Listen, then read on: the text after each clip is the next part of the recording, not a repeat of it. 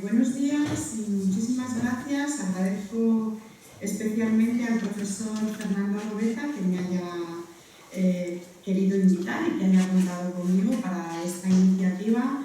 Creo que en mi caso se ha servido un poco a llamarme experta. No soy experta especialmente en Rusia ni en la guerra de Ucrania, pero bueno, trato de seguirlo en la medida de lo posible porque realmente es lo que ocupa nuestra actualidad internacional, desgraciadamente.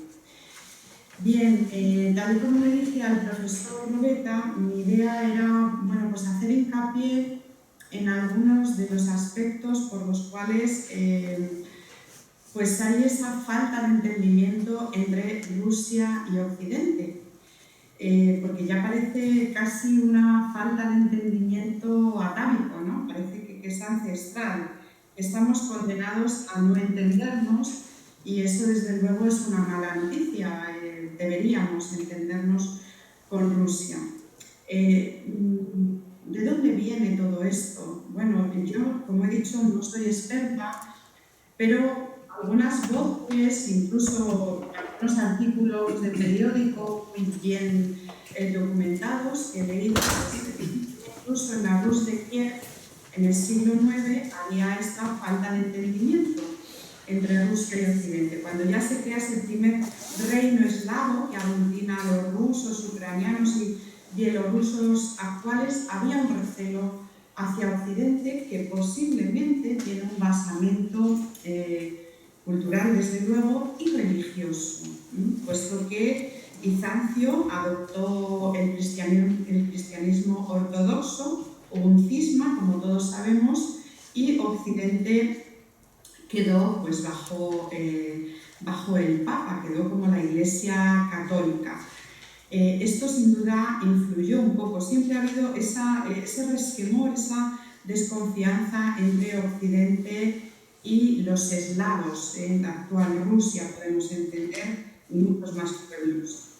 Entonces, esa es la conclusión. La Rus de Kiev va a heredar de Bizancio su recelo respecto a todo lo que proveniera del Occidente latino. Y luego hay unas formas de gobierno en las que no nos entendemos. Ya desde Iván III, Iván IV terrible, el poder se ejerce en este ámbito en Rusia de un modo muy centralista, fuerte, ¿no? Moscú se considera a sí mismo pues el primogénito, el promotor, el hegemón de esa zona eslava, de toda la Rus, y tiene ese resquemor con Occidente y una actitud un tanto siempre mesiánica que se atribuyen los propios gobernantes de Rusia, con ese centralismo fuerte. Esto ya también marca ciertas diferencias con Occidente.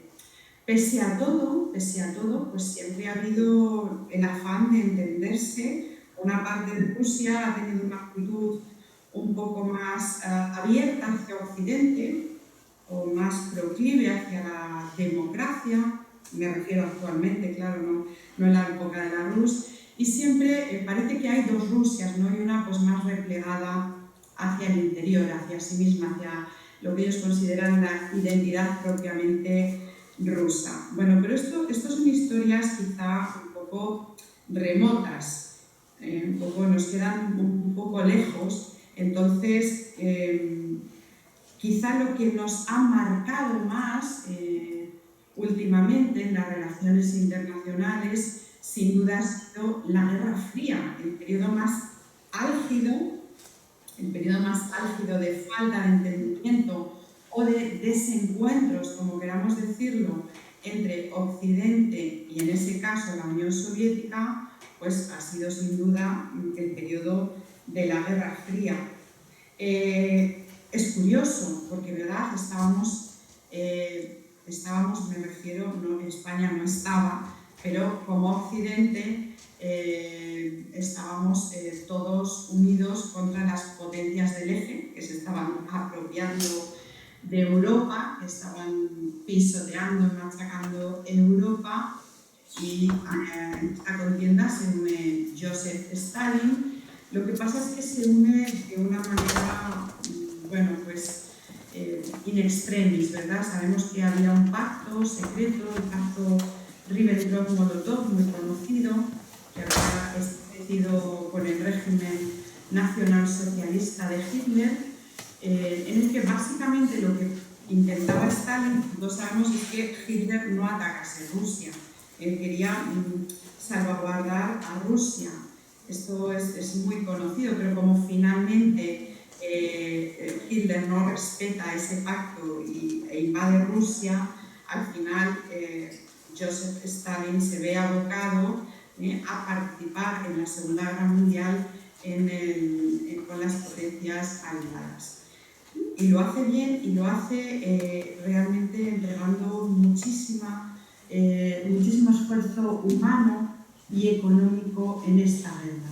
Fue de todos los aliados, Rusia fue el que más perdió realmente en la Segunda Guerra Mundial. Nada más y nada menos nos dicen los cálculos que 20 millones de soldados del Ejército Rojo. Estos son cálculos que seguramente tienden a la baja. O sea, fue terrible el sufrimiento del pueblo ruso. Incluso es cierto que los soldados nazis trataban mucho peor a los rusos, a los soviéticos, en este caso, perdonadme que diga rusos y soviéticos indistintamente, sabemos que nos estamos refiriendo al periodo de la Unión Soviética, pero bueno, se me escapará decir rusos constantemente.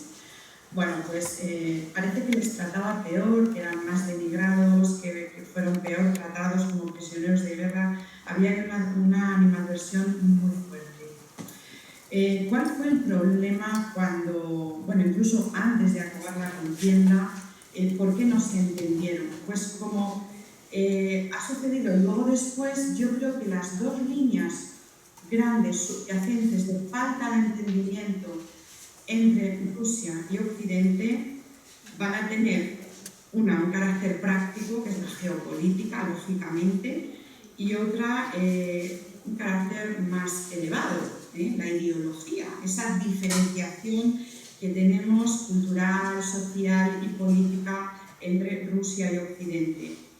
Bueno, desde el punto de vista de la geopolítica, es cierto que si se hubiesen llevado bien realmente, los tres grandes, me estoy refiriendo a Stalin, Churchill y Roosevelt, que fueron los que al final, perdónenme la expresión, se repartieron el cotarro, crearon este nuevo orden que se plasma en la Carta de las Naciones Unidas, pues si se hubieran llevado realmente bien y hubiesen podido llegar a acuerdos satisfactorios, no hubiese pasado nada. Esto podría haberse dado. En las relaciones internacionales se le llama a esta forma de entenderse entre grandes potencias que no rivalizan, sino que pueden coordinarse armónica y pacíficamente, great power con dominio. Podrían haber tenido un great power con dominio, sin embargo, no fue así. ¿Por qué? Pues esa cooperación que comenzó cuando todavía no había finalizado la Segunda Guerra Mundial, en las conferencias conocidas por todos de Teherán, Yalta y Potsdam, bueno, pues cada uno buscaba algo distinto. ¿Qué buscaba Stalin? Stalin buscaba que le devolviesen o le reintegrasen de alguna forma el enorme esfuerzo humano y material que la Unión Soviética había aportado en la guerra. Y tenía cierta dificultad hacia los líderes occidentales, especialmente hacia Churchill y Roosevelt. Nos dice Kissinger en una conocidísima obra también que es un clásico. No es que Kissinger sea un magnífico historiador, pero ese libro sí que nos aporta una visión muy personal de los líderes de la época.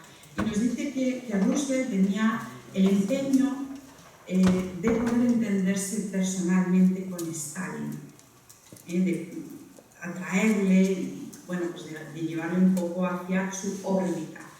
Y que, sin embargo, Winston Churchill no tenía ninguna confianza en el entendimiento con Stalin.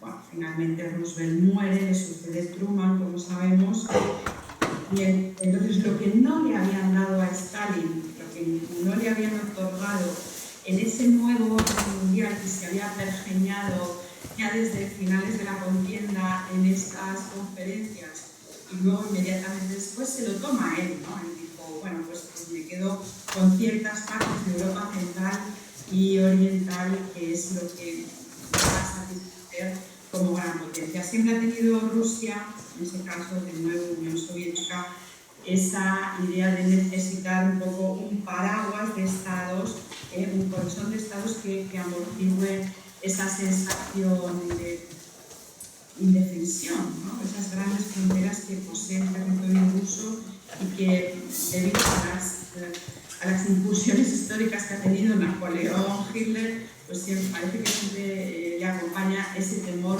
de no ver bien pertrechadas sus fronteras si no tiene unos estados afines o estados amortiguadores. Las ideas que tenían los dirigentes anglosajones para el nuevo orden mundial eran completamente distintas. Estaban basadas en un orden liberal, se plasman en las Naciones Unidas, pensando que las Naciones Unidas van a ser finalmente, bueno, pues un órgano donde se va a aparentar que hay una democracia. Los Estados Unidos, lógicamente, quieren manejar como gran potencia ese órgano. Me refiero sobre todo al Consejo de Seguridad, pero no lo consiguen. Le otorgaron esa libertad, el derecho a veto a ciertos estados, a los 5 permanentes, como sabemos, entre los cuales estaba la Unión Soviética desde un primer momento, pero no lo van a conseguir, este entendimiento. Enseguida se fracturó el entendimiento. ¿Por qué se fractura el entendimiento? ¿Solamente por las aspiraciones geopolíticas de unos y otros?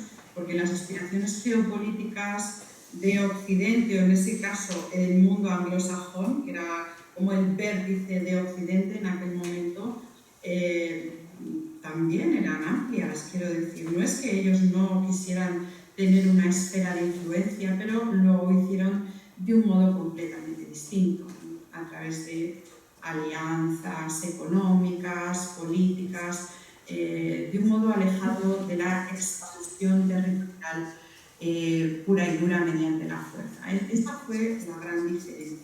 Eso fue también abarcado mucho esa etapa, las relaciones internacionales actuales. Había una irreconciliable entonces visión ideológica desde el comunismo y el liberalismo económico en las democracias de corte occidental entre ambas esferas. Occidente representado por la Unión Soviética, como sabemos, Occidente representado por los Estados Unidos, y del otro lado la esfera del bloque oriental, que tenía su centro de poder en la Unión Soviética y que dominó a todos los países satélite con mano de hierro.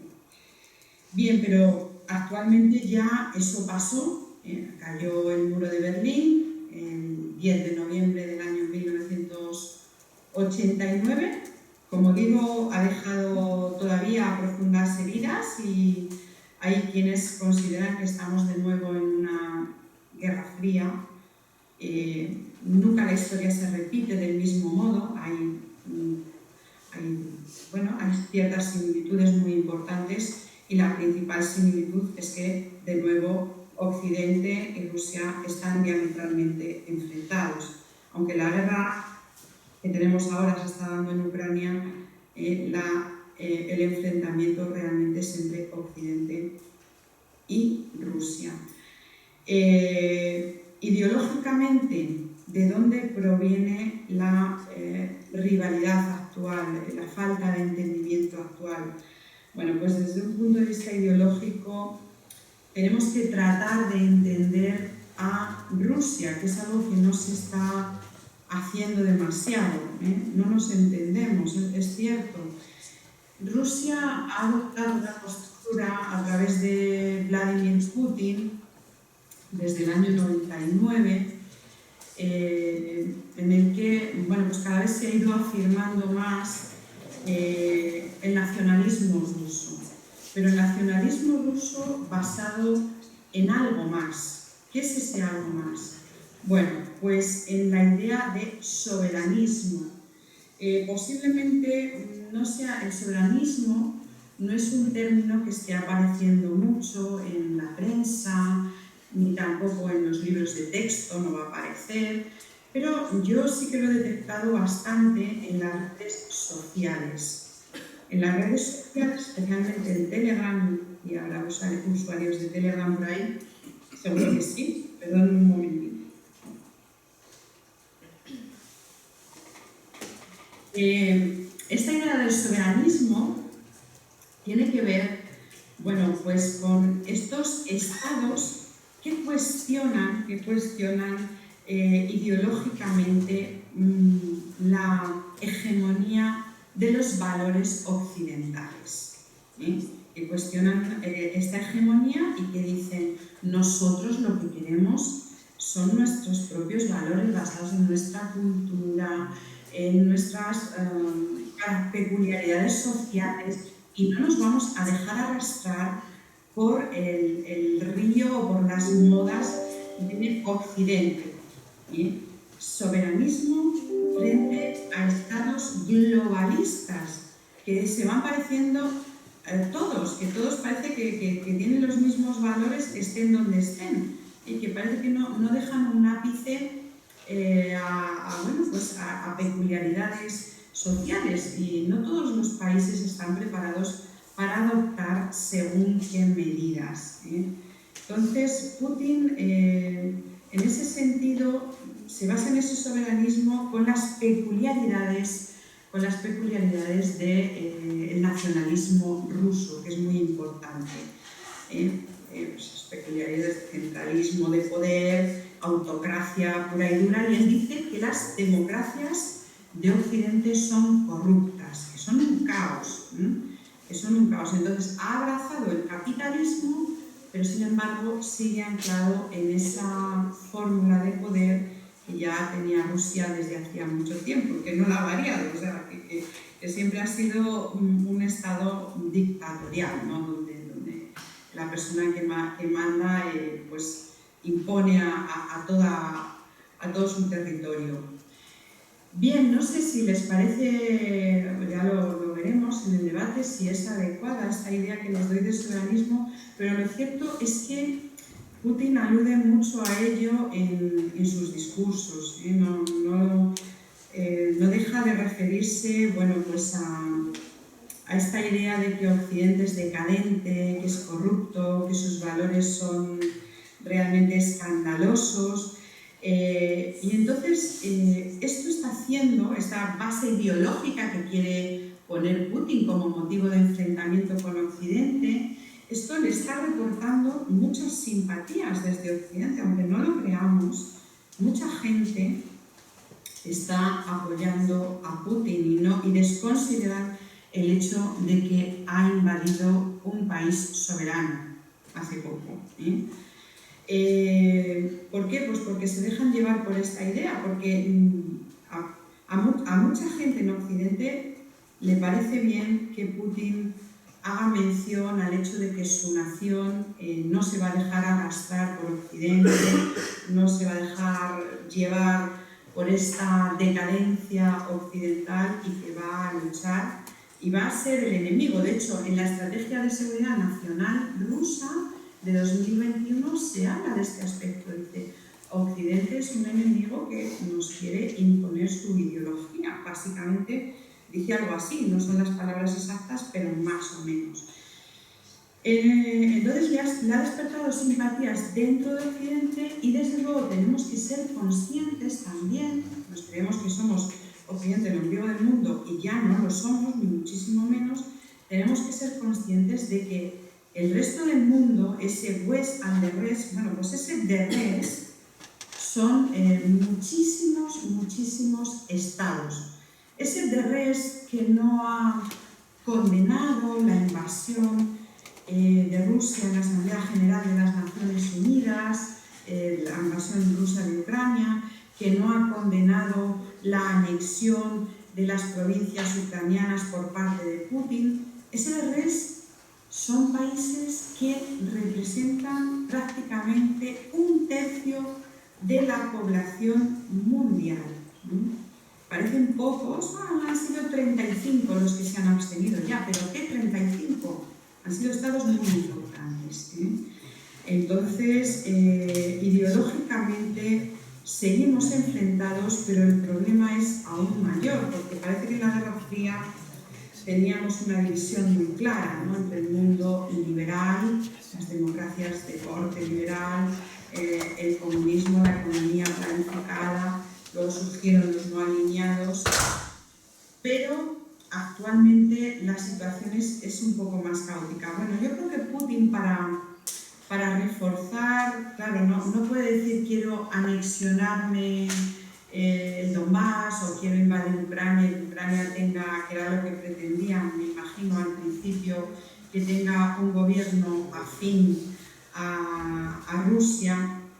No puede decir lo hago porque quiero, porque no, mi línea roja para que no entre en Occidente es Ucrania y Georgia, que ya lo estableció hace tiempo. Putin dijo, no voy a permitir que la Alianza Atlántica y en general o instituciones occidentales como la Unión Europea toquen a Georgia y a Ucrania, y no lo ha permitido, evidentemente. Bueno, pues no lo puede decir de forma pura y dura. Voy a cambiar el régimen de Ucrania, si las cosas no salen bien voy a ver si me quedo con grandes partes de Ucrania, como ya hizo en Crimea en 2014. Entonces, tiene que utilizar, en mi opinión, es una narrativa ideológica que no se la cree realmente. Yo creo que no se la cree, pero utiliza esa narrativa antioccidental de una forma muy fuerte. Dice que Occidente es rusofóbico y que va a destruir la patria, su intento y los valores morales rusos. Bien, por su parte, ¿qué hace Occidente? Bueno, pues Occidente, tengo una noticia, tampoco hace las cosas bien, en realidad las hace muy mal. Y en realidad algo de razón tiene Putin en muchísimas de las cosas que dice, porque Occidente se comporta de un modo absolutamente hipócrita y cínico, es la verdad. Entonces, la herida de Rusia en estos momentos, ya dejando atrás la Guerra Fría, proviene sobre todo del año 2008. Ya antes empezaba a Putin en la Conferencia de Seguridad de Múnich, en el año 2007, tiene un discurso muy duro en el que dice que Occidente es un enemigo de Rusia, y a partir del año 2008 cambia totalmente, hace un shift y va convirtiendo poco a poco en el centro de su enemistad al mundo occidental, especialmente pues los Estados Unidos. ¿Por qué? Señores, es que en el año 2008 lo que dijeron que no iban a hacer lo hicieron los occidentales. Primero, en el año 99 la OTAN, sin tener una resolución del Consejo de Seguridad, es decir, teniendo en contra a China y a Rusia, resulta que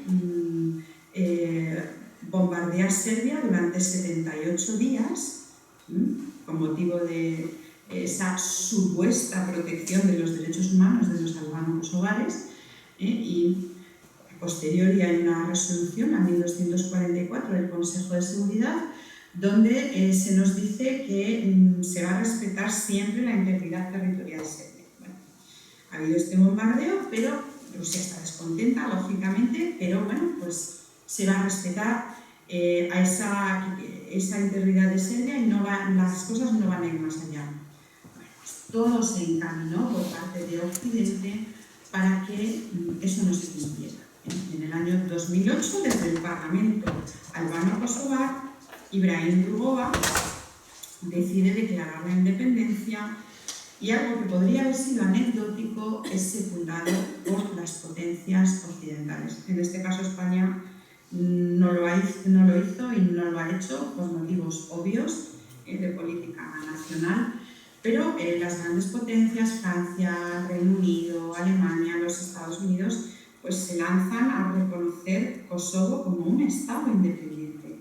Algo que era una provincia de Serbia queda como un Estado independiente y modifica de nuevo el mapa de Europa. Esto le enfada a Putin, perdone la expresión, le cabrea al máximo, como es lógico, porque Occidente no puede decir yo puedo hacer esto amparándome en la defensa de los derechos humanos, pero Rusia no puede hacer otras cosas, porque es de un cinismo supremo. Luego, en el año 2008, también,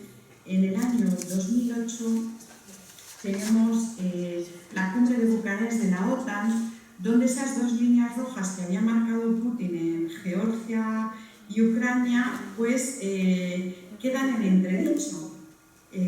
entredicho porque no se admite a estos dos estados que habían solicitado entrar en la OTAN, porque Francia y Alemania vetan esta entrada. Lo hacen por motivos energéticos, afinidad con Rusia, en este sentido sobre todo comercial, energético, pero la OTAN promete en esta cumbre que sin duda van a entrar en el futuro. Es decir, ahora no podemos, no es el momento, pero desde luego tened claro que en el futuro vais a ser miembros de la OTAN. Esto también supone un varapalo muy fuerte para Rusia, porque ya lo había advertido Putin, es decir, no es que se hubiese quedado callado. No quiero que estos estados entren en la OTAN porque eso supone una amenaza a mi seguridad. Desde el punto de vista de Occidente, de la propia OTAN, podemos pensar, bueno, ¿y esto por qué? ¿Qué derecho tiene Putin a decidir la política exterior de dos estados independientes? Efectivamente, no tiene ningún derecho, son dos estados independientes, Ucrania desde el año 91, que Rusia lo desconsidere ampliamente. Pero, bueno, pues digamos que Rusia se siente pisoteada como gran potencia, se siente pisoteada y cuando ve que Occidente sigue su voluntad en muchos asuntos internacionales, a veces de una forma totalmente ilegal y pisoteando derechos humanos, como hizo con la invasión de Irak, pues se ve sorprendida de que ella, Rusia como gran potencia, no pueda alegar alguna vez sus intereses de seguridad. Además, a este resquemor del año 2008, bueno, resquemor más bien herida con sal, ya venía de atrás. Este resquemor no era nuevo. Resulta que las ampliaciones de la OTAN ya se habían dado de forma muy amplia varios años. En el 99 se incluyen 3 estados de Europa Central. En el año 2002 se produce el denominado Big Bang, cuando entran 7 nuevos estados de Europa Central y Oriental a formar parte de la Alianza Atlántica. Y todo esto cuando supuestamente en la desintegración de la Unión Soviética, Occidente, en este caso los Estados Unidos, le había prometido a Gorbachev, Mikhail Gorbachev, que fue el artífice en aquel momento del cambio de política de la Unión Soviética, pasamos de la Unión Soviética a Rusia, le habían prometido que la OTAN no se iba a expandir ni una pulgada al este de donde estaba en ese momento. Entonces, claro, hay una serie de promesas que los rusos aseguran que se hicieron, no están en ningún papel, pero hay muchos indicios de que efectivamente se hicieron y se han ido se han ido quebrantando paso a paso, ¿no? Entonces, cuando llegaron hasta Ucrania, hasta ese momento en el que se le promete a Ucrania que en ese momento no, pero que a largo plazo no se preocupase, iba a ser miembro de la OTAN, pues ahí ya Rusia parece que dice, hasta aquí hemos llegado, ahora ya voy a hacer las cosas por mi cuenta, ya no va a haber entendimiento alguno con Occidente. ¿Por qué? Pues para Rusia ese espacio postsoviético es muy importante. Putin lo ha ido reclamando cada vez con mayor asertividad y Putin no ha querido en ningún caso, pero bueno, tampoco Occidente lo ha intentado, integrarse en Europa. Yo creo que esto es algo que podemos abrir al debate. ¿Por qué Rusia no se ha integrado en Europa? El momento clave hubiese sido ese fin de la Guerra Fría, ¿no? Pero siempre Rusia parece que ha decidido ser una potencia solitariamente euroasiática. Aquí aprovecha que Europa y Rusia no estén unidos, no hayan conseguido un entendimiento. Pues le aprovecha, quid prodest, como decimos los juristas, tengo que ir terminando, me están avisando, sobre todo a los Estados Unidos. Sobre todo a los Estados Unidos, Europa no se hace más fuerte porque se enfrenta a Rusia, que es un vecino con el que necesariamente nos tenemos que entender, y nos perjudica sobre todo tanto a Rusia como a Europa. En este caso voy a decir la Unión Europea, pero bueno, a toda Europa. Voy a contar 5 minutos una historia que bueno, pues es como significativa, ¿no? de cómo las cosas se han ido dando en esta relación tan complicada de Rusia y Occidente. Resulta que en el año 1946 en la Casa Blanca no sabían qué ocurría, no sabían por qué no se podían entender con los soviéticos, por qué no llegaban a acuerdos, especialmente con la cuestión alemana. Y es también muy significativo de cómo hace las cosas Occidente, como digo, sobre todo representado en los Estados Unidos. Hubo un joven diplomático, George Kennan, que contestó a esas inquietudes de los más avezados analistas de la Casa Blanca y les dijo, no busquen tanto, envió un cable diplomático y les dijo, todo esto es muy fácil, es que en realidad Rusia es un pueblo difícil y no se quiere entender con Occidente, no quieren llegar a acuerdos, es imposible hablar con ellos, tienen otro concepto de la política totalmente distinto y entonces no va a haber acuerdo posible. ¿Qué hizo Occidente? Cogió esto como una reseña ideológica y dijo, a partir de ahora iniciamos la política de contención del comunismo porque, según nos ha dicho este joven diplomático, el entendimiento con ellos es imposible. Bueno, pues yo creo que seguimos en estas, yo creo que estamos en este punto. No nos entendemos unos y otros, parece que estamos condenados a ello, no entender esas fuentes de la conducta soviética. A nosotros nos parecen muy extrañas las demandas de seguridad y en general las demandas políticas rusas, pero es que nosotros tampoco queremos dar la mano o ir más allá en la relación con Rusia. Esta es mi idea, muchísimas gracias y bueno, pues agradezco que me hayáis dejado este espacio para expresar algunas de las opiniones. Gracias.